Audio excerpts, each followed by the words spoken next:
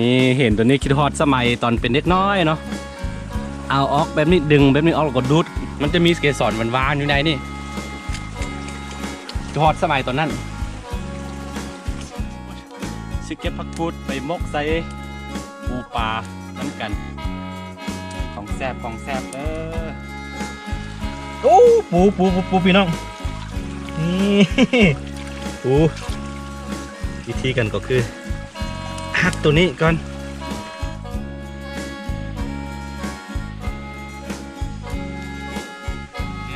ทุกคนตอนนี้อาหารของเราก็สุกแล้วกินข้าวกันพี่น้องเลยมาเบิ้ลมันคือไข่เป็ดเด้อทุกคนเด้อไข่เป็ดพันธุ์พื้นเมืองนี่กล่องลงมาคงไหมเห็นปะ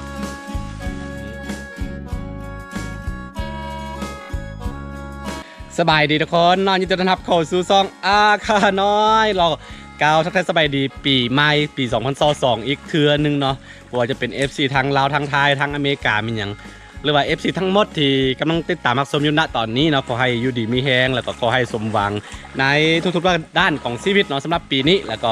ผู้ใดที่มีแผนมีอย่างเฮ็ดก็ตั้งไว้เพราะว่าปีใหม่ๆแบบนี้เอาจะมีบัวได้ไผ่บัวได้ค่อยบัวได้เจ้าเนาะทั้งหลายแหละที่กำลังติดตามเนาะจะมีแผนจะมีเป้าหมายว่าเดี๋ยวปีต่อไปนี่ค่อยแบบว่าจะให้สำเร็จมีอย่างบ่หรือว่ามีแผนสิเฮ็ดมีอย่างก็ให้ลงมือเฮ็ดณตอนนี้เพราะว่าเดี๋ยวฮอตไทยปี2022เราไปเบิ่งผลของกันตั้งเป้าหมายว่าได้มีอย่างมาแดนเนาะสิได้มีอย่างก็สิได้ให้คะแนนตัวเองนะเนาะประมาณนี้เนาะทุกคนมื้อนี้คือเฮามาเฮ็ดทางเดี๋ยวสิให้เบิ่งเด้อนี่อันนี้จะเป็นเส้นทางที่เข้ามาทีของเฮาเนาะเขาจะเดินมาต่ำใส่น้ำเลยนี่มือวานนี่มาแล้วเนาะรถต่างไม่เข้ามานี่แต่ว่ามีปัญหาด้วยนึงคืออยู่เทิงผลจะมีค่อนข้างดินค่อนข้างเลิกแล้วก็ต้องได้ขุดลงนิดนึงมือวานนี่เขาตังไม่มาเด้อทุกคนเด้อปีใหม่ปีนี้ไม่ได้ไปซ้ายเนาะเฮ็ดเวียกเฮ็ดการเฮ็ดงานนี่แหละทุกคนจุดนี้เห็นปะมันค่อนข้างเลิกแล้วก็มันคายพี่นะเขาก็ว่าสิเอาดินตัวนี้เนาะขุดลงไปแล้วก็สิให้มันนั้นให้มันสูงขึ้นนิดนึงนี่จะเป็นดินเฮาเลยเข้าไปนี่ก็เป็นดินเฮาเลยมือวานนี่ตังไม้มาสองเที่ยวเนาะเดี๋ยวมืออื่นที่ไปตังอีกเป็นไม้ที่อันทั้งอันน่องทรายครับไอ้เคยคนไปปาดไว้แปลว่าจะปลาพ่นเนาะเข้ามาเมื่อก่อนยังบอกท่านมีเส้นทางแต่ว่าเดี๋ยวนี้เขาบุกเบิกไปฮอตพุ่นแล้วเรียบร้อยเนาะใส่ทางงานของข่อยกับของอันนั้นของน้องทรายเนาะ2 คนเห็ดทะลุไปแล้วทุกคนนี่เพราะว่ามีแผนคือกันมีเป้าหมายว่าอีก6 เดือนข้างหน้าซีเฮไทยสถานที่ตัวนี้กลายเป็นบอนที่พักแท้งพักใจพักกายของข่อยเนาะบอกง่ายๆคือน่าจะได้มาอยู่พี่ 80% เนาะโอกาสที่สิอยู่บ้านอาจจะมีแต่ประมาณ 20% ซื่อเนื่องจากว่าเขาสิมาเฮ็ดน้องปลาสิมาเลี้ยงหมูสิมาเลี้ยงเป็ดเลี้ยงไก่มาอยู่นี่เลยนะ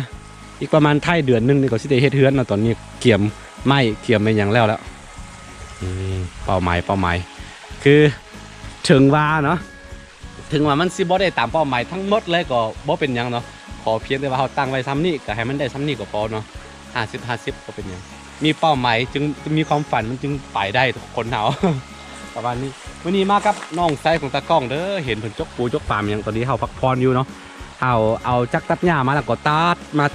านะเอาเขาจกมานำตอนนี้ก็ประมาณ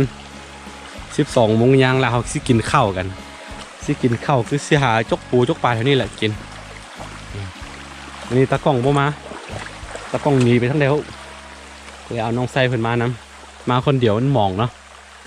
เดี๋ยวใกล้ๆเลยพี่น้องเอ้ยเนาะมาได้มาเที่ยวได้เด้อมื้อหน้าเด้อเดี๋ยวสิสั่งไว้บรรยากาศโคตรดีมีสายน้ำใกล้ๆแบบนี้แต่ก็มีต้นไม้ใหญ่เป็นป่าอ้อมป่าอ้อมดินของเฮาเนาะค่อนข้างดีเลยแหละแต่ว่ามันห่างจากบ้านประมาณ3 กิโลก็อย่างที่เห็นแหละเส้นทางจะพาน้ำมาแบบนี้ก็ดีกว่าเฮาย่างเอามันก็เอารถมาได้แต่ว่ามันก็จะลำบากหน่อยหนึ่งมาอะไรบ่ต้องย่างละหน้าฝนก็ลำบาก หน้าฝนท่านน้ำมันใหญ่มากกะเฮาก็ยางเอาบ่เป็นสังแต่ว่าในปีหนึ่งนี้น้ำสิใหญ่แบบว่าบ่มีรถบ่สามารถมาได้เลยกับแบบบ่มีหลายมือดอกเนาะประมาณ4-5-6 มือประมาณนี้สะดวกเลยน้ำทรายกินได้สบายเนาะทุกคนเดี๋ยวสิย่างไปใต้เบิ่งเป็นเส้นทางอันนี้เอาสิแวพักพรอยู่เขาสิมีอย่างกะสิจกปูจกปลากินดังไฟกินข้าวใส่แห้งงานใส่แห้งงานคนล้วนเด้อ2 คนกับน้องทรายเนาะบุมาว่านี่ก็ไปตังมาไปแบกไม้โอ้เกือบสลบนักเนาะเสาเฮือนนะเสาบ้านที่เขาซื้อมาเห็ดอยู่นาอยู่ดินนี่แหละนี่ทะลุเลยแล้วก็ปัญหาที่จะพบมาก็คือมันโมมีสัญญาณเน็ตเราทุกคนแต่ว่าสัญญาณโทรธรรมดามีอยู่เด้ออยู่ดินนั่นนะอยู่ที่ค่อยกำลังจะปลุกเนาะจะปลุกเฮือนจะปลุกเทียงนั่นแหละมันมีสัญญาณโทรธรรมดาอยู่แต่ว่าบ่มีสัญญาณเน็ตเนาะอาจจะบ่สามารถตอบคอมเมนต์ของ FC ทั้งหลายหรือว่าบ่สามารถตอบข้อความเนาะเวลา FC ส่งมาเมื่อใดที่เราได้กลับไปบ้านจึงได้โทรจึงได้ตอบเนาะแล้วก็จุดหนึ่งเทียนมีสัญญาณเนาะน่าจะได้ลงมาอยู่พี่แหละบ่ไกลเนาะห่างจากเทียงหรือว่าห่างจากบ้านที่เราจะมาจังสร้างเนี่ยประมาณบอดกิโลประมาณ500 เมตรนี่แหละมาฮอดพี่เนาะประมาณกิโลไปจักนี่แล้วก็ไม้อันนี้ก็จะเป็นไม้ที่เราปาดออกอยู่นี่ทุกคนเห็นบ่เป็นไม้ที่ตายแล้วนะมันล่มมาเนาะล่มขวางทางเลยเป็นปลาตึ๊บเลยแต่ว่าเอาก็ได้ปาดออกมาแบบนี้เห็นป่ะนี่มันก็จะกลายเป็นฟืนสามารถดั่งไฟได้ประมาณปีหนึ่งคมอยู่แล้วก็อยู่ทั้งเหนือเด้มันเป็นไม้เขาปาดออกพี่ไม่ตายนะนี่โอ้สะดวกนิดนึงเลยพี่น้องมากเลยแหละดินนี่อันนี้เขาทะลุมาที่แหละมันค่อนข้างสบายนะเพราะว่าเขาเอาหินนี่ใหญ่แบบนี้ออกเนาะนี่เอาของออกมาเอาปลาแต่หินน้อยๆก็สามารถเดินมาได้เลยรถผ่านมาได้สบายพวกรถอีแตนรถกระบะนี่ยังมาได้สบายนี่ไงทุกคนความฝันใกล้เป็นสิ่งแล้ว ที่เดี๋ยวมาอยู่ป่าไปผ่าวอนอะไรทุกคนประมาณอีก6 เดือนขอเวลา6 เดือนแต่ว่าซิมายุนี่บ่ฮอด6 เดือนเพราะมัน3 เดือนก็สิเดี๋ยวมาแล้วแหละแต่ว่า6 เดือนนี่น่าจะเข้าทางหน้าหลายๆอย่างก่อนน่าจะลงตัวนิดนึงเนาะแล้วพันไปก็สิปลูกต้นไม้สิเฮ็ดหนองป่าสิเฮ็ดเป็นอย่างหลายๆอย่างครบวงจรนี่เลยเนาะเลี้ยงหมูเลี้ยงม้าเลี้ยงมันอย่างก็แล้วแต่เนาะใครทุกคนติดตามยาวๆไปตอนนี้เฮาสิพาตะก้อง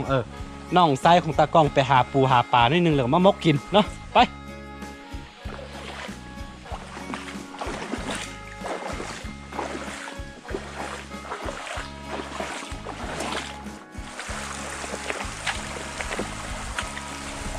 คือ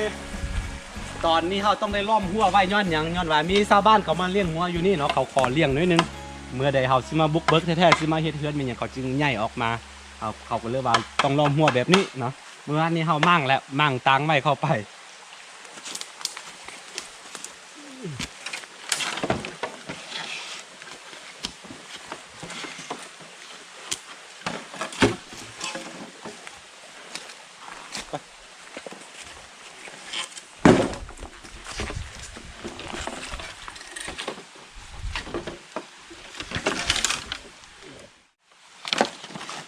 สิไปจกปูจกปลานิดนึง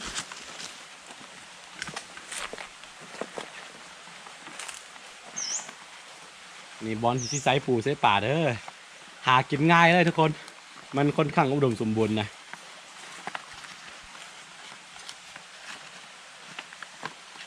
เห็นแบบนี้แล้วก็ใส่อยู่ในนี่ทุกคนวิธีการใส่ป่าเห็ดข้องใส่ป่าใส่ปู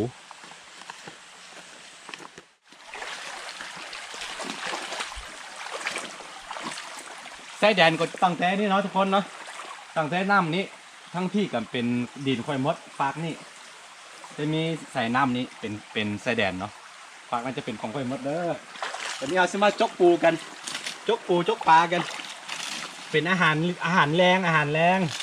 ารโชยจะหากินประมาณนี้แหละทุกคนเอ้ย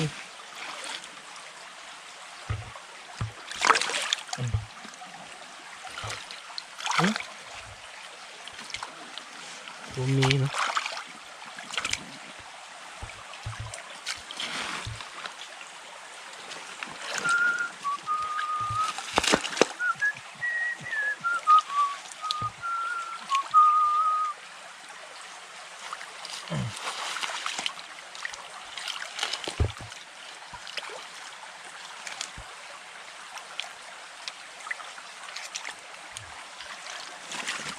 ตัวมี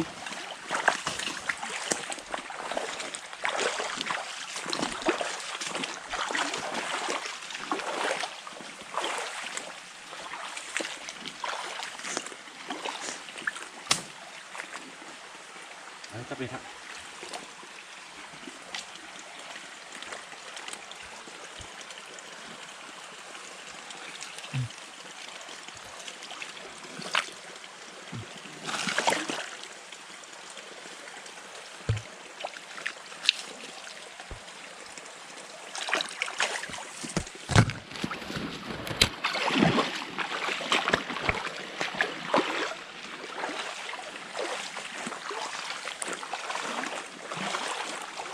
น้ำใสพี่น้องเลย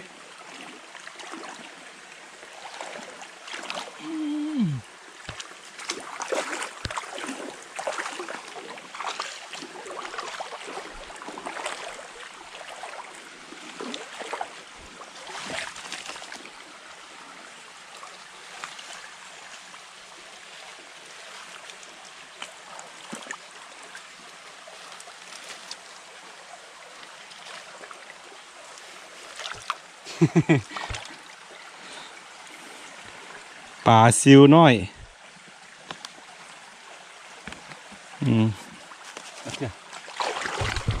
สิเก็บผักกูดไปมกใส่ปูปลาน้ำกันของแซ่บเด้อ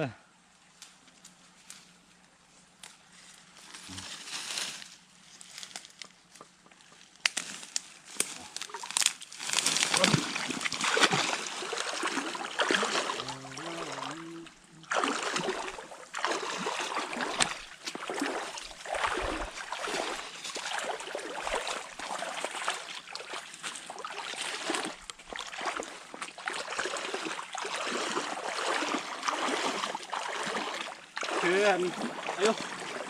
ต้นไม้ตัวใหญ่ๆที่เห็นเนาะตัวอันนั้นมันคือต้นงิ้วเด้อทุกคนเด้อเวลามันเป็นเวลาเป็นดอกขึ้นมาเนี่ยโอ้สวยงามเนาะ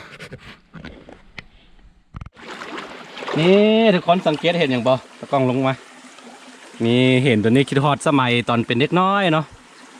เอาออกแบบนี้ดึงแบบนี้ออกแล้วก็ดูดมันจะมีเกสรหวานๆอยู่ในนี่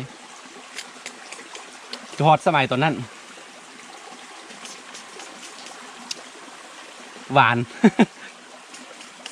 ตอนน้อยเนาะเป็นความทรงจำตอนเป็นเด็กน้อยเลย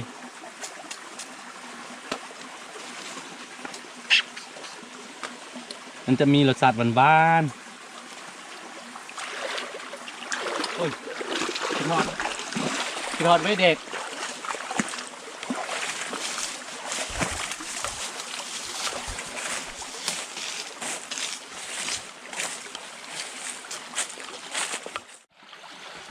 โอ้ปูพี่น้องนี่ปูวิธีกันก็คือหักตัวนี้ก่อนนี่เรียบร้อย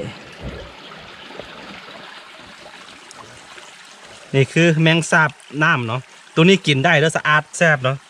แมงสาบน้ำ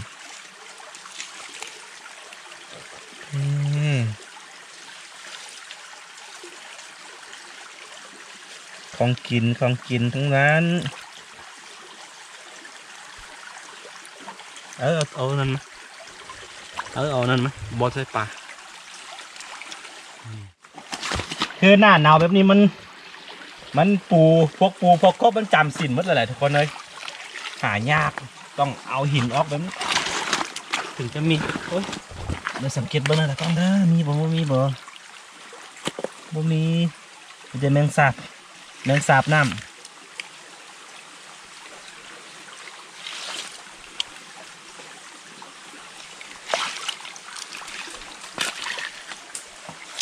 บ่มีเอากัน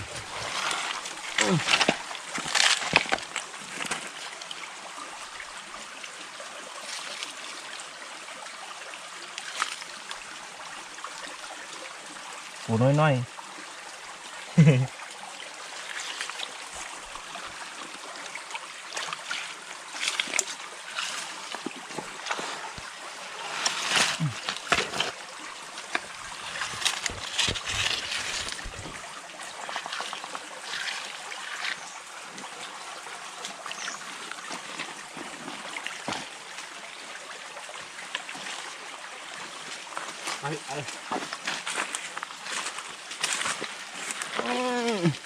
มีบ่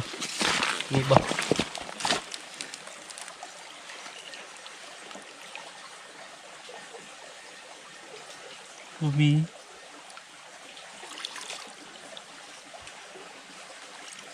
แมงสาบมันในแซมเนาะแต่ว่าบ่กินแมงสาบน้ำนี่เอิ้นเดี๋ยวกินตัวนี้ตัวน้อยๆนี่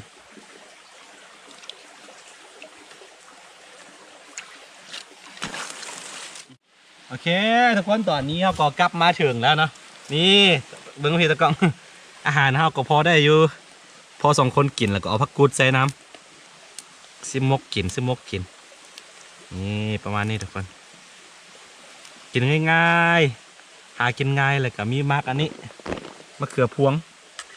หรือว่ามะแข้งภาษาลาวมะเขือพวงภาษาไทย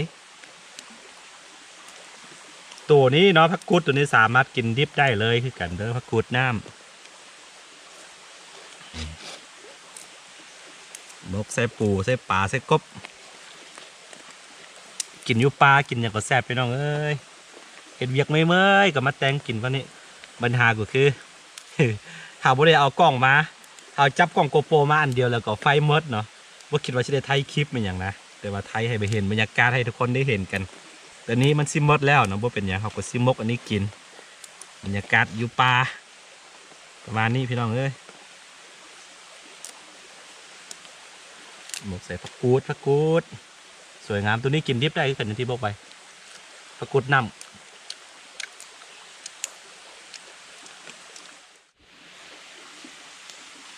โอเค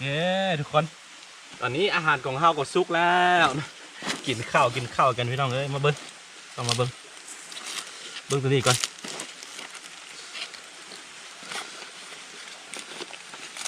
นี่ตะกงรุ่นเด้อมันเป็นมันคือไข่เป็ดเด้อทุกคนเด้อไข่เป็ดพันธุ์พื้นเมืองนี่กล่องลงมาคงไหมเห็นปะนี่แหละจ้ะตัวนี้เดี๋ยวนี้คือมกปูมกป่ามกกบมกลูกออดปนกันผักกูดนี่ประมาณนี้เนาะอาหารของเขาโอเคเขาจะกินข้าวกัน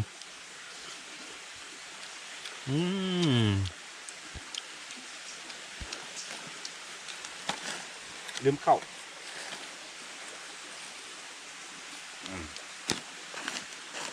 โอเคประมาณนี้อาหารของเขาก็วิธีกินคือเอาตัวนี้เข้าไปแบบนี้ใส่แบบนี้ต้องทำย่างปุ่นกันกินเข้าไปเลย จะเป็นคลิปบ้านๆทุกคนอย่าเห็นบรรยากาศประมาณนี้นะ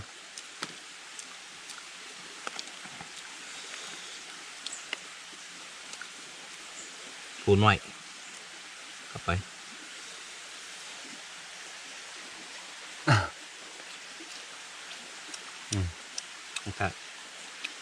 โอเคทุกคนเราจะกินข้าวกันเนาะ